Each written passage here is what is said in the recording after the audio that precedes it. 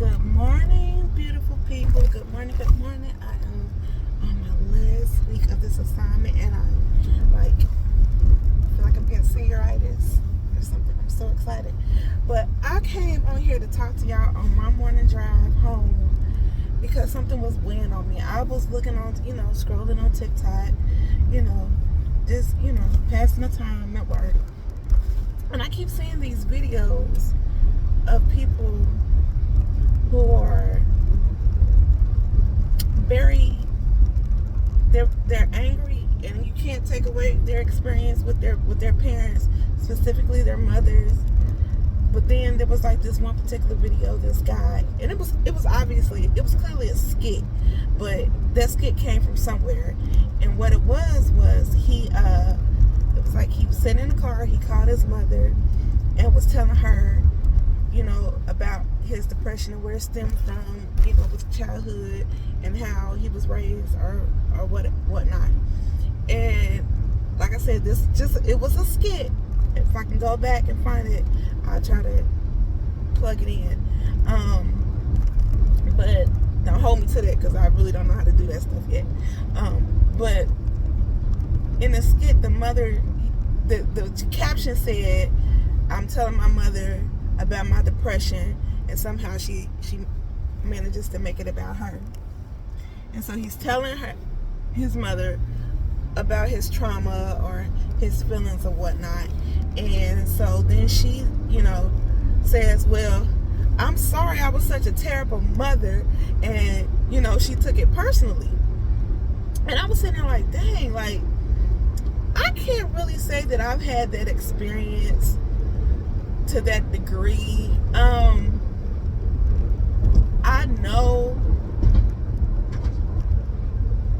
I think for me, because I'm the oldest child. I'm the first child with my mom and the first child with my dad. And so I've learned, through therapy and just doing the work and just looking outside of myself to give them grace. They were not perfect. They made mistakes. They made a lot of mistakes. But then I also got to remember, they have never done this before. I was their first child. They were teenagers when they had me. They had no idea what to do, no blueprint. No one told them how to handle me or handle a child, period, or anything. I'm blessed and I'm grateful that I was never neglected. I was never abused by my parents. I have been abused, but not at the hands of my parents. Just a bad situation as a child, but it was handled. So we cool on that. And God is still taking care of that person, those two people, to this day. So I'm fine with that. But I think sometimes we forget that our parents are people, and they make mistakes. No one is given the handbook on life. We're never given the handbook on life, and sometimes you're never going to get the apology that you feel like you need or you deserve. And you have to find a way to move on and move past it without getting that apology that you feel like you deserve or that you need. Because what is an apology if it's not a genuine apology? If someone just tells you I'm sorry just to make you feel good, but they genuinely don't feel like they did anything wrong to you, to apologize to you for that, then what do you do with that apology? What do you do with that person? Because I see a lot of videos and a lot of the posts with people saying they go no contact with their parents. And sometimes you need to, and I respect that. If you've had some horrible, horrible parents, that's just like, what? I completely understand that, and I completely respect that. And I think where I'm going with this is sometimes we just got to figure out, how deep is it? Is it something we can move past? Because my thing is, God forbid, you become a parent, you think you're doing everything opposite of what your parents did with you, but your child doesn't feel like it was good enough, or it wasn't what they needed from you. So then when they become adults and they grow up, then they come to you the same way, and you sitting there like, well, wait a minute, I didn't do what my mama and daddy did to me. With you, I made sure not to do that, but you still didn't love them or care for them and raise them the way they felt like they needed to be raised and loved on. And then the cycle just repeats itself. Like, you just never know until you get in it and get through it what the other person needs or needed or thought about it. And yeah, so I just feel so bad for people who had such a terrible relationship with their parents. I feel so bad. I have a friend who, she's like extremely close to her parents. Like, she made me feel like a bad daughter, as close as she is with her parents. I'm like, I don't gotta talk to my mama every day. That's my homegirl. I don't gotta talk to my daddy every day. That's my dude. I love him. But I don't need to talk to anybody every day. I ain't got nothing to talk about. That's why I don't post that much, because I don't have that much to talk about. If something's on my mind, on my heart, I'll run my mouth. But other than that, I don't need to talk to people every day. And I don't need them to talk to me every day for me to know that they love me and that they're thinking about me, you know. And I don't know.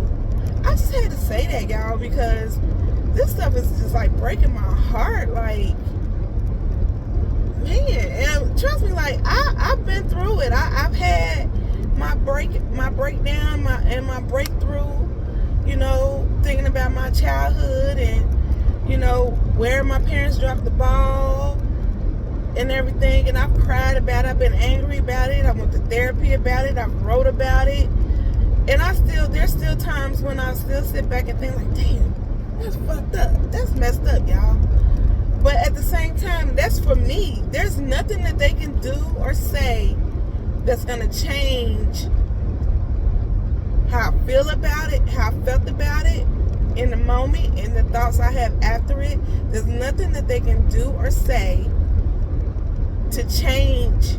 They can't go back to fix it. They can't go back to do it over. And now it's like, I'm an adult. There's nothing you can do to make up for it.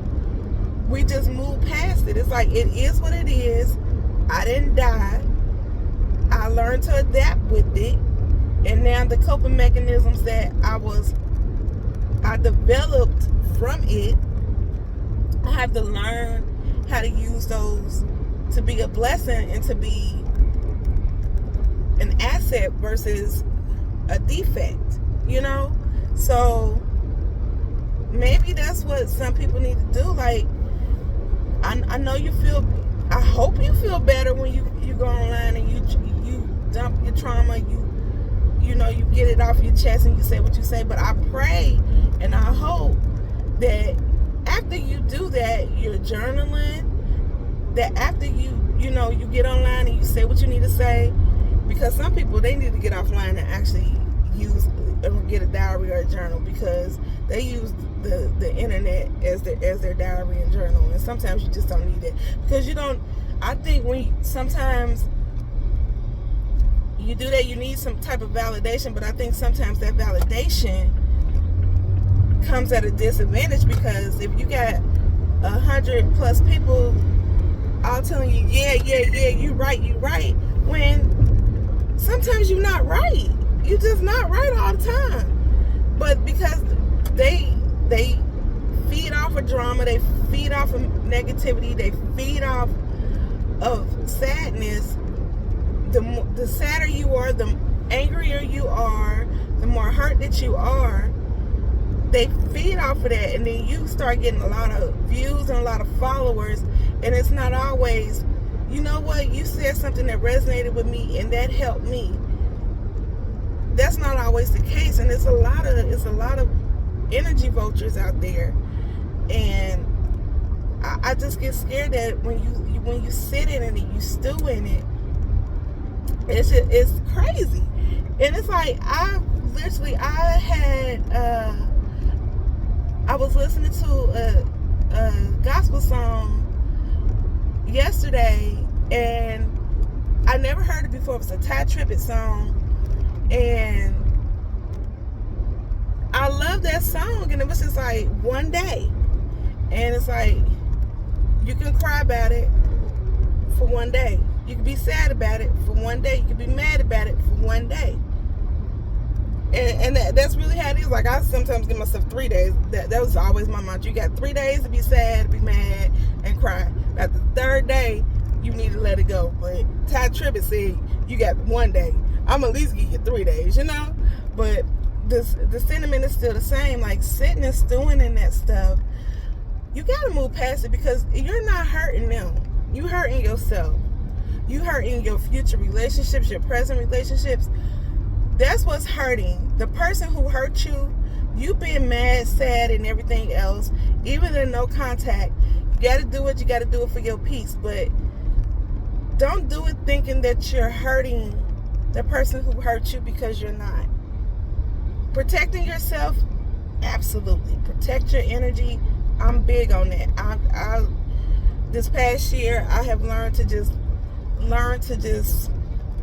protect my peace. I don't think I done protected this so much. I'm like, my phone be dry, y'all. But still, that's all I got to say for now. I'm trying to think. I'm rambling. You know, like I said, I'm driving down these country roads, heading back home to get some sleep. But I just feel like that was on my spirit and my heart to say that. And I hope that it reaches somebody. And if it does, just leave me a comment on how you feel about it. Even if you want to say, Randy, shut the hell up. But hopefully that resonated with somebody. Hopefully it helped somebody. And just leave a comment. Let me know where you're at with what I'm saying. Did the message reach you? How do you feel about it? All that good stuff. And I love y'all. Y'all have an amazing day. We getting some fall weather already. It's 64 degrees here in Alabama. On the way to Georgia early this morning, and I'm loving it, because fall is probably like my favorite season. So I'm so ready for fall to come. But I know this is just a teaser, and it's gonna get hot again. Welcome to the Southeast. But I just wanted to say that. It was on my heart to say that. And again, I hope it reaches somebody. I hope you have an amazing, amazing day. And one of these days, I'm going to get a tagline for that. I don't want to take nobody else's tagline. But have an amazing day. I love y'all. Peace.